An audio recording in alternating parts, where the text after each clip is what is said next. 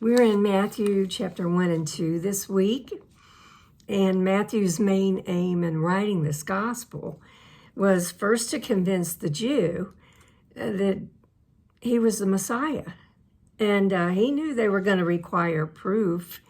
So before he even considered his credentials in regard to royalty, in regard to priesthood, in regard to being with God's people,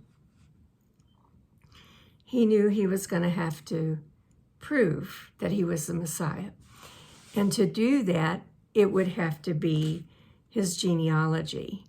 So the New Testament rests on the accuracy of that. And it establishes the fact that the Lord Jesus Christ was of the lineage of Abraham and of the line of David. That was prophesied in the Old Testament. Now, the line of Abraham places him, Jesus, in the nation, and the line of David puts him on the throne.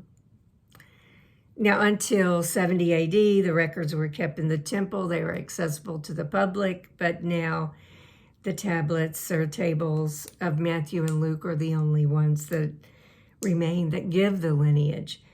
And so the enemies of Jesus, they watched his every move. They challenged everything he did.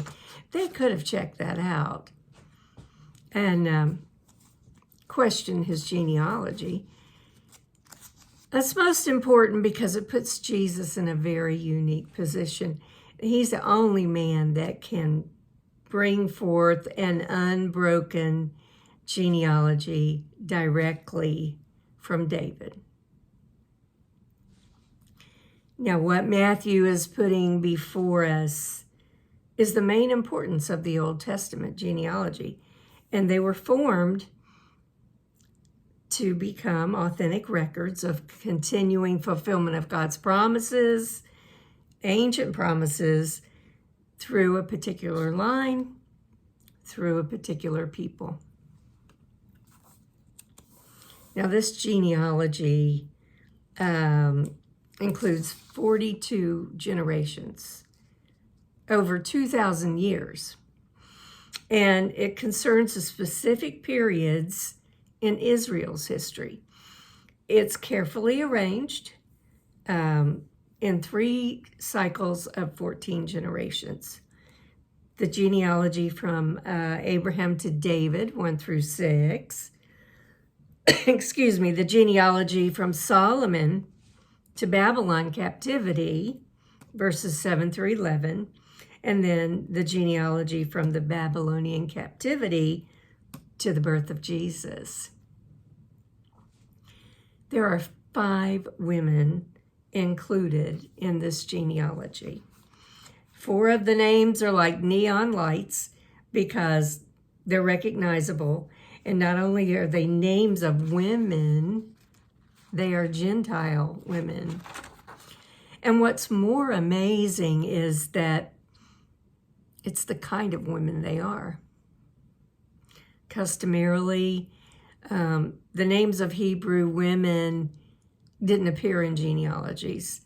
Kind of like when women get married and they take their husband's name, their name or their line ends and the husband's goes on. And that's the way it was done back then as well. Now, before Christ, Jewish women had no legal status because of the hardness of men's hearts. Matthew 19, verse 8. Jewish men regarded women merely as a possession of their father, of their husband. But in the genealogy of Christ, we have 4 Gentile women listed. 2 of the 4 were Canaanites.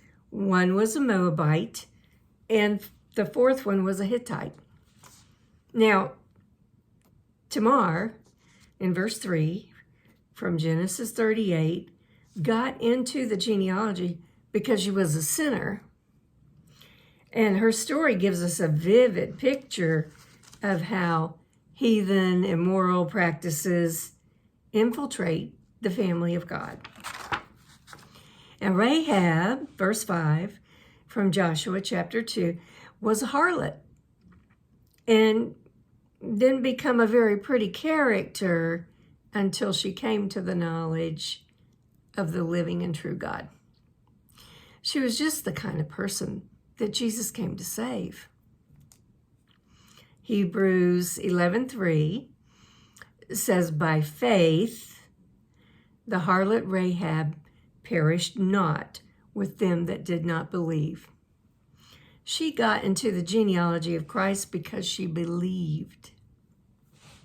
Here's your first principle. No matter what your sin, no matter what your past, Jesus came to remove the presence of sin and the guilt of sin. No matter what your sin, no matter what your past, Jesus came to remove the presence and guilt of sin. Last chance. No matter what your sin may be, it doesn't matter what your past is, no matter what your past may be, Jesus came to remove the presence and guilt of sin.